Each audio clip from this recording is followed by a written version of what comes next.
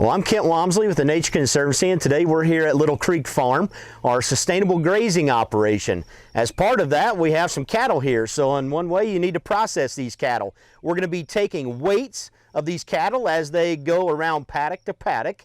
And today with me, I have Kendra here with Corbin Steel that's going to walk us through some of the setup that we purchased through them. So my name is Kendra from Corbin Steel. I am the sales manager. Our locations include Carrollton, Missouri and Odessa, Missouri. Our main location is Odessa. So what we've done here is Nature Conservancy came to us and said, hey, we need a setup. How are we going to work cattle? And Corbin Steel's number one thing is definitely cattle handling and the safety and the calmness and keeping the ease and flow of cattle to the greatest ability you can. So we have out here where they go from, you have your big 60-acre pastures, you bring them in, break them down. And what we're kind of big and keen on is definitely pre-sorting. So that way you can break them down, kind of sort off if you have cow-calf pairs, if you have some weaners or anything else like that you kind of have that that are going to go to different pens when you're coming out of the chute. So that's what all of these, our corral panels and gates are made for, with our slam latches and everything. And then Nature Conservancy went with our most popular item, which is our tub here. And they actually got a cornerless edition, which I'm sure you'll see later. But so with this is, so when you're working cattle and things like that, especially with the pre-sorting, the key is keeping calm, cool, and collected. So the fact that we start with pre-sorting and you bring them in, you have 5 or 6 head, you bring them in here, you have a big tub area. The tub is the ease of flow. So you open up the big gate, they come in, it's an easy swoop. They're a little bit of constant pressure, but with all the sheeting and everything that we have here, it keeps the person out of sight of the animal and also encourages operator safety, of course. But that way they're seeing just where they're gonna go, only where the open holes are. And then this neat little feature here is our true cornerless. And it allows, so you'll have cattle and things that want to spin on you and turn around in a tub. Well, in normal tubs, that actually has a corner in it. So what happens is you get to the opening of your alleyway right here, and they will be exactly backwards. And so this is what that alleviates from. So this keeps them constantly turning where there is no corner, and they can constantly flow right into your alleyway. And then when we're moving into the alleyway, you have these ones, which is ours are adjustable. And so the biggest thing is that we talk about is, so with cattle and everything like that, is they want it kind of closed-minded. It's no different than when you're like a little kid or you go in a scare, you want to be, kind of protected. So that's why we really encourage a double alley or a double adjusting alley. So that way you're not wide, they can't spin around, they can't turn around. And it closes them down where all they can see, and this is once again the sheeting, all they can see is just right in front of them. They can see the open hole going straight out the front of the alleyway and out to the chute, so that way we can process them. And also on this feature we have here is to keep up from any spooky ones or anything else like that, we have no backs. And the key with our no backs is when this is adjusted out, it creates a gap where they can see, okay, here's this feature that I'm kind of close to, but there's this gap that I can squeeze behind or in front of. And that allows for the pressure zones. So without a person having to stand here with this alleyway, those cattle are moving. And so as that no back passes by their face, it's constant pressure on the side of them to move forward and keep a constant flow. And they can't back out. Yep, and they can't back out. And they can't back out. And if they get to a little bit closer, say you have a little calf or anything else like that, we have a drop down door right here so they cannot escape the alleyway. But that is the only time that you're ever going to have anything is your little itty bitty calves. They'll sometimes squeeze through those. But we also have adjusting on these, so that way you can adjust out. So say you're running bulls for one day, you can adjust those out where they're closer in, so there's a bigger gap so those bulls feel comfortable to walk through.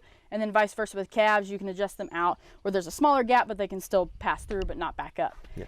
I know one of these things up here Yes. that we have as we're walking up here into this is Yes. your guys' head chute area. Yes. And how that's designed. When I was talking with Philip on that, Yep. he was talking about on how heavy duty that is. Yes. Looking at longevity of having, obviously, 100%. we're not setting in a building out here. Yes. So this thing is going to be out here Yep. in the elements. Yep. And seeing that, and we do have our weigh bar set underneath that, and we have our scale system on Yep. as we do bring those cows in and calves, and they go from paddock to paddock. Yep. As we set that up and that rotational grazing structure out there, we're going to be utilizing this Yes. quite often Yep. and doing that. So could you speak speak a little bit to how this is designed for ease of those cattle coming through, both in a safe manner for the cattle, but also as how it's going to be able to set out here in the wide open and be able to work each and every time we come up here. Yes, so that is one of the big things about ours, is it's kind of a double-edged sword in the fact of, like, our chutes are heavy duty, they're made to last. I have customers that come through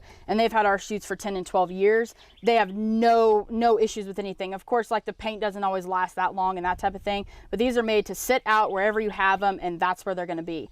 And also on these ones, we can kind of custom make these to any, just like on this one, they normally most of our chutes don't normally come with the load scales, but you call us, you let us know, we can put load scales underneath of these and they work just as fine. And the biggest thing is with our chutes and stuff is we kind of make them where, you know, say you have, you know, you're just an operation that just has, you know, 15, 18 head or something like that. We make these where they're not these extra large ones for, you know, you guys that are working 60 and 80 head of cattle. So we can always drop them down. But it doesn't, even if you drop them down on length, it does not interfere with any of the structural strength or any of that type of stuff. And the biggest difference between ours is a lot of, you'll have a lot of people and things like that, that their material in here is they want to keep it light in the fact of, you know, because, you know, you have customers in here, hey, I only have a tractor that does this. So they kind of make it universal in the fact of, you know, okay, well, I could move this if I needed to, or that type of thing. And like, yes, these are movable, but we don't encourage it. But that's the difference in ours, is we use heavy gauge material. And just like same with our panels and our gates and things like that, we have guarantees on these. And the fact, if you have a big bull that runs into this gate right here, and they bend it, we'll replace that, because that's not supposed to happen. That's the kind of the guarantee with Corbin, and the fact of, we know that the cattlemen and you know, cattle are not always the same. It's not always going to work well, but we try to make things that are reinforced to last a lifetime. And even in the fact if it comes back or that type of thing, we have guarantees that we'll replace these things, because like I said, nothing's perfect. It always, you know, has situations. But the biggest thing is with our chute, and the difference between a lot of people, is pretty much the access and the movability of this. So the biggest thing is, like, this one has our Palp Cage on it, and so this is, once again, in the course safety of operator. So the Palp Cage, could you explain a little bit on the Palp Cage and the purpose of it? Yep, so the Palp Cage, the purpose of this one, and like why ours is a little bit different, is so when you have your cattle in here like this, you know, you can always have in here, so the Palp Cage, the main reason is to preg check. That's the main reason, or AI or that type of thing. So that way, this gives you a 4-foot area of working space and operator safety space for the cattle to be comfortable and relaxed and hanging out. And then you can come in here and you have full access. And you're also, then we also have these right here that we put in a bar. We have a metal bar that's on, I think it's on the opposite side.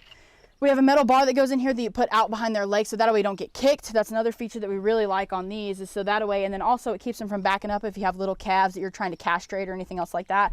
And that's also another option with the Palp Cage, is this makes it very easy to castrate or band or do anything like that. And especially if you have anything that maybe has a cut on the back of their leg or that type of thing, it's just more, once again, another access point rather than just having a head catch and 2 sidewalls. And so that's kind of the biggest thing is that we do on these ones is all about access. We want to be able to investigate, look at any little part of the animal that we have that might have an infection or an abscess or anything else like that, because that's what we kind of go with. And of course, animal safety, operator safety, and that's kind of how we work on all of these things. And then we also have a brisket bar that's in here, and that keeps from the cattle from falling down. So when you are operating, say you have an arm down there and you're castrating and they try to go down, that brisket bar stays in there, and that way your arm doesn't get smashed or they lay on your arm or that type of thing. But then also a neat feature with our Palp Cage is it's also inverted. So you can also have this, and of course we have our good rear bifold doors and stuff like this, but that way it's just another protection for the fact of if something were to happen with that cage, this snaps back and latches, and then also you can go follow through and go to the other side. And so that way you have full access to both sides. Say, you know, you're on that side, hey, I need help on this side, you can just walk past through instead of being in the way of the cattle in the front. And I know as we were putting all this together, and we had worked with Reinhardt Fencing out of Ridgeway, and there was a lot of great, one of the things I really appreciated about Corbin Steel is I was talking directly to the owner of the company. I was talking to Philip himself. And we were, you know, walking through, all right, how's this going to go? And he went the extra mile and was talking with our builder of the corral as well, and making sure stuff went in alignment how it needed to. I appreciate the fact on these gates, and so did our builder, that as they came, so these gates were, or fences were already prefabbed. And already done, so they came here and they were able to just shoot some welds on it, and they were up and going, and was able to get that corral piece built pretty quick. Now I know up here at the front of the chute, one of the things that Philip was talking to me on is that you guys, through working with cattle, and you have these and everything from feedlots to some production type facilities, sale barns, those kind of things. And one of the things he had made a comment of is that he had changed his head chute a little bit here, because what they had found out was when some of the cows were coming in and they were shutting that head chute, that there was a little bit of bruising that was happening on their jaws, and that would put them off feed for a little bit of time. And I thought, boy, that's great. Well, he said that, you know, as they're prototyping some stuff, we'll be seeing some of those new features that come out, but this is one of those features that is to prevent that, to keep the animals safer and on feed. So, you know, obviously in a production setting, if you have heifers or if you have some steers that you're working on, you know, every day that they're on feed matters. And you know, not having them go off feed is key. Even a mama cow, you know, that's milking a baby, it's ideal to have that. So if you could talk a little bit about some of those features in the front, that'd be great. So this is our new auto head gate on this deal. And so what happens is and this is also the biggest thing with our auto head gate is the double handle system. And so this is the biggest thing that we've always had people come in like, oh, I don't want an auto head gate because, you know, you pull this lever and say the cow catches too quick and they pop it and they run through. Well, that's the biggest difference between ours is the fact that when they come through, which of course it works better if there's a cow, come through, they pop here, and this can only be released with this handle. This can only be released with this handle. So that way it takes out all the question or misconceptions of a cattle running into this and or anything else happening. But also on this, with the fact that these are double regulated, and so when these are set back, these cattle hit them and they're moving with them, and so you don't have any bruising on the shoulder, you don't have any of that. But the biggest thing is when it comes to like the jaw and that type of thing, so what a lot of people have is they have like a neck stretcher. So literally it's 2 bars that just run right out here and it forces their jaw forward. So if you imagine if you're going like this and hitting up against it, you're gonna have some, you know, rubbing and bruising and that type of thing. Well, this works a little bit different. So you have it right here, so the cattle's head would sit right here. So the biggest 2 things to this that makes it work the greatest is the fact that you're putting pressure towards one side of the head, but you're having more surface area to that. So you're going from the nose all the way back to the neck, all the way back, and there's no one certain pressure point. It's just like a snowshoe when you're walking on snow. You don't sink in snow because you're expanding the pressure that you're putting on due to your weight. This is the same type of deal. And so what also this does is it immobilizes them completely this way, but even with having all of this stuff right here is you're having access to the ear, you're having access to the jaw, the neck, or anything if you need to give shots, or if there's an abscess. You can also check mouth really easily on this because it's turning, the key is it's turning their head, and the fact of, so they can't move it. And with this, it allows a little bit of movement up and down, so there's no banging, but due to the curvature of this, it'll hit right here, and so they'll stop. And so, and it works for anything from a bull that you have up here, because that curvature bends right here, and then the curvature down here stops those calves, but you still have full access. So that's the biggest thing. And so, and the other thing that we've seen prior in the past is with those the neck bars and things like that kind of push out, is so if you're kind of moving a little bit too quick and you're processing cattle, and especially like bigger mama cows or bulls or something like that, when those neck bars drop back down, if you're not a little bit released on your head catch, especially, it doesn't even work for an auto head catch, but on a manual or anything else like that, is it would actually pinch the ribeye or the jaw or anything of those cattle. And so as you're letting them out, they're pinched back in your system and they're twisting sideways out of the chute. And so it's just, once again, another safety thing, and then even operator safety, because those cattle are pointed back to you. So unless you're quick-witted and can get them sent the other direction, you're kind of in trouble. So that's the biggest thing with this one. And then also in the fact, if you have it turned here and say you have anything that's, you know, this, you pop this loose on accident and this guy wasn't ready, this cage right here, all that does is push them back. So there's no effort or try to jump forward. The automatic response is to go back. So that's another big deal with these. There isn't necessarily a clear opening for the cattle, so all they're going to do is pull their head back to get out of that pressure, and it keeps them in there if there was any emergency with the fact that the head gate got released or something like that. So that's the biggest thing with this one. It's kind of checking off all the boxes on the fact of safety, and if any, it's kind of the biggest thing is you kind of got to think what could happen when you're building these things and that type of stuff. You have to kind of think, okay, what is the worst possible scenario, and what can we make as an attachment or as a fluid system or things like that to help. It's no different than all of our stuff. It's pretty much built for the fact of 1 or 2 people can work this system, not be seen by the cattle aren't stressed, because the biggest thing is when you start stressing cattle, you start losing money, because you're going to lose, especially on feeders or even mama cows. Because if you stress out a mama cow and then she goes back out to try to nurse, she's going to be out. She's not going to nurse well, she's not going to want to eat, and then you're losing money on that. If you have weaned calves or things like that before you're getting ready to feed them out, and you're processing them as they go out and you're loading them on a truck, like, because they have a loadout on our tub, which is another option that we offer. If you start stressing these cattle like that, you're going to shrink like crazy, and then you're losing money on the table. And so that's the biggest thing is so we try to, of course, keep our operator safety as I would say number 2 in the fact, because our operators can always move. We can always get out of the way. Yes, things do happen, but animal safety, they're just going for openings. And so that's why we try to keep this as confined and closed and almost just kind of like a box for them to sit in. Yes, they're moving through, but everything, there's no nicks, there's no burrs, there's no anything. And that way they're just cool, calm, and collected, and you don't have to necessarily mess with them until they get to the chute. But also on this, our squeeze down chute, it goes all the way down to 14 inches, but all the way out to 34. So it gives all kinds of variations of size in cattle. So that way we can keep that comfort zone on those cattle, but also apply pressure where we need to. Because there's seeing spots through here, because you need to, of course, move them out of the chute, because that's going to be their most stressful situation is in the chute.